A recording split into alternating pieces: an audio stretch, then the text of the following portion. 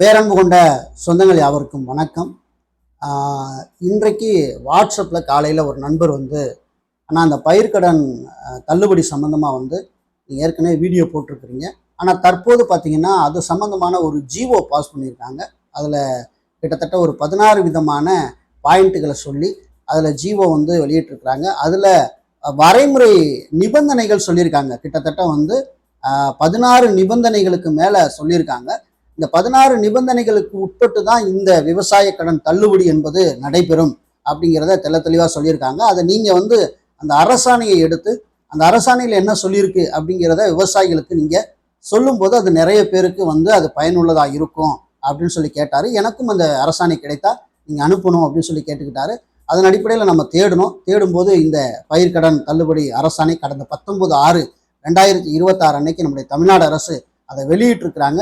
அதில் பயிர்க்கடன் தள்ளுபடிக்கான சான்றிதழ் மாடல் முதற்கொண்டு அதில் இணைச்சிருக்காங்க. அது மட்டும் இல்லை, கூட்டுறவுத்துறை என்ன மாதிரி ஃபாலோ பண்ண வேண்டிய தேவை இருக்கு, அந்த அலுவலர்கள் எப்படி அந்த கடன்களை எப்படி ஆய்வு செய்யணும், அதை எப்படி சரிபார்க்கணும் அப்படிங்கிற டீட்டெயில் எல்லாமே போட்டிருக்கு. ஏற்கனவே நம்ம பார்த்தோம், கிட்டத்தட்ட ஒரு 14 லட்சம் விவசாயிகள் இந்த திட்டத்தின் கீழே பயன்பெற அரசு சொல்லியிருக்காங்க. அதில் 6 கோடிக்கு மேலே அதில் 6000 கோடி நிதி ஒதுக்கீடும் செஞ்சுருக்காங்க அப்படிங்கிறத நம்ம ஏற்கனவே பேசிட்டோம், செய்தி குறிப்பு வந்துச்சு. ஓகேவா? இன்னைக்கு நம்ம இந்த வீடியோவில் பர்டிகுலராக என்ன சொல்ல போகிறோம் அப்படின்னு பார்த்தீங்கன்னா, இந்த 12வது பாயிண்ட்ல பயிர்க்கடன் தள்ளுபடிக்கான நிபந்தனையில் ஒரு 16 விதமான ஒரு பாயிண்ட்டை சொல்லியிருக்காங்க. அந்த 16 பாயிண்ட்ல என்ன சொல்லியிருக்காங்க அப்படிங்கிறது மட்டும்தான் நாம் இன்னைக்கு இந்த வீடியோவில் நம்ம பேச போகிறோம். இந்த வீடியோ விவசாயிகளுக்கு கடத்துங்க. ஏன்னா நிறைய பேர் இந்த ரூல் தெரியாமல் ஆவலோடு இருக்கலாம் இல்லையா?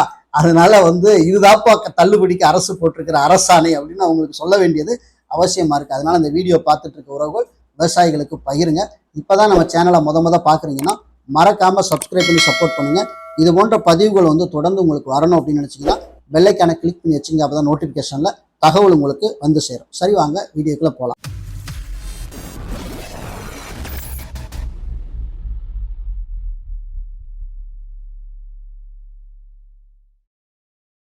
இந்த அரசாணையோட சுருக்கத்தை மட்டும் நான் மேலே சொல்லிட்டு அதுக்கப்புறம் நான் அந்த பேஜுக்கு போயிடுறேன். கிட்டத்தட்ட 14 பேஜ் இந்த அரசாணையில் கொடுத்துருக்குறாங்க. 14 பேஜ் இந்த அரசாணையில் கொடுத்துருக்குறாங்க. கூட்டுறவு துறை வெளியிட்டிருக்கு. மாண்புமிகு தமிழ்நாடு முதலமைச்சர் அவர்களின் செய்தி வெளியீட்டின் அடிப்படையில் 1/5/2025 முதல், நல்லா நீங்கள் கணக்கில் வச்சுக்கோங்க, 28/2/2026 வரை கூட்டுறவு வங்கிகளில் பயிர்க்கடன் பெற்ற விவசாயிகளின் உத்தேச கடன் நிலுவை தொகையான ரூபாய் கிட்டத்தட்ட 6000 கோடியினை தள்ளுபடி செய்து ஆணை வெளியிடப்படுகிறது அப்படின்னு சொல்லி கிட்டத்தட்ட 6000 கோடிக்கு தள்ளுபடி அறிவிச்சிருக்கிறாங்க. இது அரசாணை நிலை எண் 44. ஓகேவா? 19/6/2026 இந்த அரசாணை வெளியிட்டிருக்கிறாங்க. இப்போ நம்ம நேரம் நம்ம பேஜுக்கு போயிடலாம். இப்போ சிறு குறு விவசாயி எல்லாருக்கும் பார்த்தீங்கன்னா 75,000 கீழே வாங்கியிருந்தாங்க அப்படின்னா முழு கடன் தள்ளுபடி. 75,000 மேலே யாராக இருந்தாலும், சிறு குறு விவசாயிகள் இல்லை பெரிய விவசாயிகள் யாராக இருந்தாலும் அதுக்கு மேலே கடன் வாங்கியிருந்தா 35,000 மட்டும்தான் தள்ளுபடி அப்படிங்கிறத ரொம்ப தெளிவாக ஏற்கனவே சொல்லிட்டாங்க. ஓகே, அந்த தள்ளுபடியை பெறுவதற்கான நிபந்தனைகளை அரசு விதிச்சிருக்கு. அந்த நிபந்தனைகளை மட்டும் நம்ம என்னன்னு நம்ம பார்க்க போகிறோம். ஓகேவா? இப்போ ஃபர்ஸ்ட் இதில் பார்த்தீங்கன்னா பாயிண்ட் 12 அப்படின்னு சொல்லி அந்த அரசாணையில் கொடுத்துருக்காங்க. அந்த 12வது பாயிண்ட்ல பயிர்க்கடன் தள்ளுபடிக்கான நிபந்தனைகள் அப்படிங்கிறத மட்டும் சொல்லியிருக்காங்க. அதில் 1, பயிர்க்கடனுக்கான ஒழுங்குமுறை விதிகளை பின்பற்றி வழங்கப்பட்ட பயிர்க்கடன் தள்ளுபடி திட்டத்திற்கு பொருந்தும். பயிர்க்கடனுக்கான ஒழுங்குமுறை விதிகளை பின்பற்றி வழங்கப்பட்ட பயிர்க்கடன்கள் தள்ளுபடி திட்டத்திற்கு பொருந்தும் அப்படின்னு சொல்லியிருக்காங்க. 2வது, 1/5/2025 முதல் 28/2/2026 வரை கடன் பெற்று 28/2/2026 அன்று நிலுவையில் இருந்த பயிர்க்கடன்களுக்கு மட்டுமே இந்த திட்டம் பொருந்தும் அப்படின்னு சொல்லியிருக்காங்க. அதுக்கு பிற்பாடு நீங்க கடன் வாங்கியிருந்தா அது செல்லாது. அதே மாதிரி இந்த காலகட்டத்துக்கு தான் 1/5/2025 இருந்து 28/2/2026 வரைக்கும் அதுக்குள்ள நீங்க கடன் வாங்கியிருந்தா மட்டும்தான் இது பொருந்தும் அப்படின்னு தெளிவா சொல்லிட்டாங்க. 3, பகுதியாகவோ முழுமையாகவோ பயிர்க்கடன் தள்ளுபடி பெற்ற விவசாயிகளின் பயிர்க்கடன் கணக்கில் நிலுவை ஏதுமில்லாத நேர்வில் அவர்கள் புதிய பயிர்க்கடன் பெற தகுதி பெறுவார்கள். ரொம்ப 75,000 மேல நீங்க கடன் வாங்கி வச்சிருந்தீங்கன்னு வச்சுக்கோங்க. இப்போ 2 லட்ச ரூபா வாங்கியிருக்கீங்க. அந்த 2 லட்சத்துல உங்களுக்கு 35,000 தள்ளுபடி ஆகும். பாக்கி இருக்கிற அமௌண்ட், அந்த 35,000 போக பாக்கி இருக்க அமௌண்ட் நீங்க கட்டினாதான் அதுக்கப்புறம் நீங்க பயிர்க்கடன் பெறுவதற்கு நீங்க பயிர்க்கடன் பெறுவதற்கு நீங்க தகுதி பெற்றவராக இருக்கீங்க. அதனால அரசு என்ன சொல்லுது அப்படின்னா, அதையும் நீங்க முழுமையா கட்டிருங்க. தள்ளுபடிக்கு நீங்க தகுதினா நீங்க முழுமையா கட்டிருங்க, அதுக்கப்புறம் தான் உங்களுக்கு கடனை தரப்படும். அதை நிலுவையில் வச்சுட்டு மீண்டும் நீங்க கடன் வாங்க முடியாது. இந்த தள்ளுபடி ஆயிடுச்சு அதனால பாக்கி அமௌண்ட் கொடுங்கன்னு கேட்டீங்கன்னா உங்களுக்கு தரமாட்டாங்க.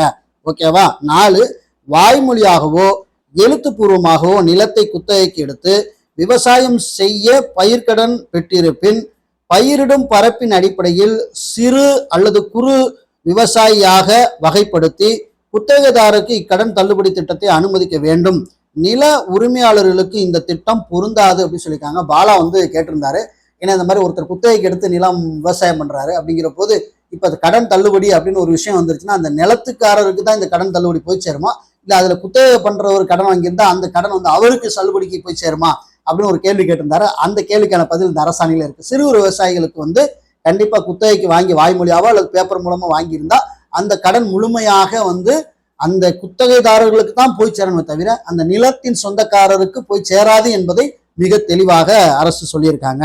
5வது விஷயம் என்னன்னா, சிட்டா பட்டா முதலிய ஆவணங்களுடன் குறிப்பிட்ட நிலத்தின் பயிர் செய்ய நகை அடமானத்தின் பேரில் பெறப்பட்ட வேளாண் நகை கடன்கள் மட்டுமே தள்ளுபடிக்கு தகுதி பெறும். வேளாண் நகை கடன்களுக்கான ஆவணங்களில் சிட்டா மற்றும் அடங்கல் இணைக்கப்பட்டிருக்க வேண்டும். இது ரொம்ப முக்கியமான விஷயம். இப்ப விவசாயத்திற்கு நான் வாங்கும்போது நகை வைக்கும் போது நம்ம பட்டா சிட்டா அடங்கல் இதெல்லாம் கொடுத்துதான் என்ன செய்வோம்னா அந்த நகை கடன் வந்து விவசாயத்துக்கு வாங்குவோம். அப்படி இணைக்கப்பட்டு இருக்கிற அந்த நகை கடன்கள் மட்டுமே தள்ளுபடி ஆகும் அப்படிங்கிறத தெளிவா சொல்லியிருக்காங்க. 6வது, வேளாண்மை சாராத நகை கடன்களுக்கு இந்த தள்ளுபடி திட்டம் அறவே பொருந்தாது அப்படின்னு ரொம்ப தெளிவா சொல்லிட்டாங்க. ஓகே, இப்ப 7, 1/5/2025 முன்னர் பெற்று 28/2/2026 அன்று நிலுவையில் உள்ள கடன்களுக்கு இந்த திட்டம் பொருந்தாது. ஒரு நண்பர் கேள்வி கேட்டிருந்தாரு, ஏங்க அதுக்கு முன்னாடி இந்த தேதிக்கு முன்னாடி 1/5/2025 முன்னாடி நாங்க கடன் வாங்கி அது இப்ப நிலுவையில் இருந்தா அந்த கடன் தள்ளுபடி ஆகுமா அப்படின்னு ஒருத்தர் கேட்டிருந்தாரு. சாரி பாஸ், தள்ளுபடி இல்லை அப்படின்னு அரசே சொல்லியிருக்காங்க. ஓகே, இப்ப 8, 28/2/2026 அன்று நிலுவையில் இருந்து அரசாணை வெளியிடப்படும் நாள் அன்றோ அல்லது அதற்கு முன்னரோ முழுவதும் திருப்பி செலுத்தப்பட்ட கடன்கள் தள்ளுபடிக்கு தகுதி பெறாது. இப்ப நீங்க போய் இப்ப திடீர்னு கடனை கட்டிட்டீங்க, அரசாணை வெளியிட்டுட்டாங்க, இப்ப போயிட்டு ஏங்க நான் தெரியாம கட்டிட்டேங்க அந்த பணத்தை வந்து தள்ளுபடியில கழிச்சுக்கிறீங்க அப்படின்னா சான்ஸ், கட்டினதான் போனதுதான் அப்படின்னு தெளிவா சொல்லிட்டாங்க. ஓகே. 9, இப்ப மாவட்ட மத்திய கூட்டுறவு வங்கியால் காசு கடன் அனுமதிக்கப்பட்டாலும் அனுமதிக்கப்பட்ட காசு கடனில் இருந்து தொகை பெறாமலும் அனுமதிக்கப்பட்ட காசு கடனை விட அதிகமாக வழங்கப்பட்ட பயிர்க்கடன் தகுதி பெறாது. அந்த லிமிட்டேஷனுக்கு தகுந்து நீங்க கடன் பெற்றிருந்தால் மட்டுமே அது தள்ளுபடிக்கு பொருந்தும். இப்போ ஒரு ஏக்கருக்கு நஞ்சைக்கு வந்து எங்க ஏரியாவில் 27,000 ரூபாய் அரசு கொடுக்குது அப்படின்னா இந்த 27,000க்கு நீங்க உட்பட்டு நீங்க வந்து கடன் பெற்றிருந்தா மட்டும்தான். இதே சமயத்துல நீங்க 35,000 ரூபாய் வந்து நீங்க இல்லீகலா நீங்க கடன் வாங்கி வச்சிருந்தீங்கன்னா அது தள்ளுபடிக்கு பொருந்தாது. அரசு விதித்து இருக்கிற அந்த லிமிட்டேஷனுக்குள்ள நீங்க கடன் வாங்கியிருந்தால் மட்டுமே அது பொருந்தும் என்பதை சொல்றாங்க. 10, இணை பதிவாளர் அமைக்கும் சரிபார்ப்பு குழுவின் ஆய்விற்கு பயிர்க்கடன் தொடர்பான ஆவணங்கள் சங்கத்தால் உரிய காலத்தில் அளிக்கப்படாத நேர்வுகளில், அதாவது வந்து இப்ப அந்த டைமிங்குள்ள நீங்க கொடுக்கல அப்படின்னா இதுல வரிசை 4ல சில விஷயங்கள் வந்து சொல்லியிருக்காங்க.